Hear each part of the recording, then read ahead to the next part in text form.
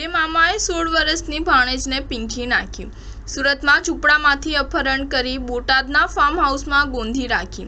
3 મહિના દુષ્કર્મ આચર્યું, 6 સપ્તાહનો ગર્ભ રહી ગયો। સુરતમાં ચકચાર મચાવતી દુષ્કર્મની ઘટના સામે આવી છે। આ ઘટના એવી છે કે રાંદેર વિસ્તારમાં ઝૂંપડામાં એક શ્રમજીવી પરિવાર રહે છે।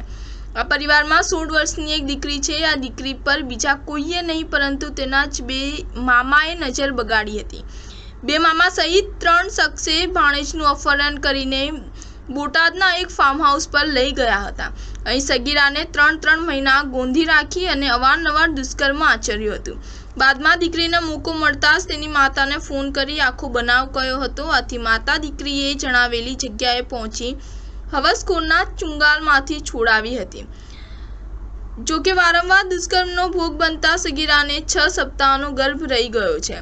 આ અંગે માતાએ રાંદેર પોલીસ સ્ટેશનમાં ફરિયાદ નોંધાવી છે। આ સમગ્ર મામલે રાંદેર પોલીસ મથક પાસેથી જાણવા મળતી વિગતો મુજબ રાંદેર રોડ પર જૂના કપડાનું વેચાણ કરીને પોતાનું ગુજરાન ચલાવતા શ્રમજીવી પરિવારની 16 વર્ષની દીકરી ગત 29 માર્ચના રોજ પોતાના ઘરમાંથી ગુમ થઈ ગઈ હતી। તેની માતા અને પરિવારના સભ્યોએ દીકરીની શોધખોળ કરી હતી પણ મળી આવી નહોતી।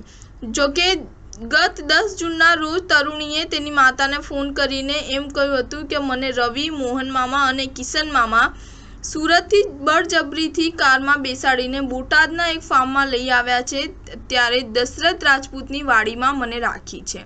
સ્ટાર ન્યૂઝ 7 હંમેશા સચ્ચાઈની સાથે।